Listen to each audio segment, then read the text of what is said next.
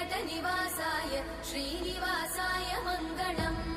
लक्ष्मी सविभ्रमालोकसुभ्रूविभ्रमचक्षुषे चक्षुषे सर्वलोकानां वेङ्कटेशाय मङ्गलम्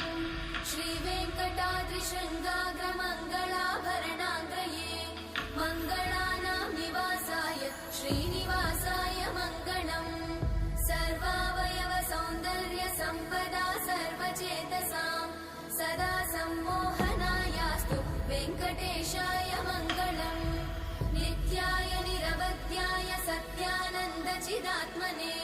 सर्वान्तरात्मने श्रीमद् वेङ्कटेशाय मङ्गलम् स्वतः सर्वविदे सर्वशक्तये सर्वशेषिने सुलभाय सुशीलाय वेङ्कटेशाय मङ्गलम्।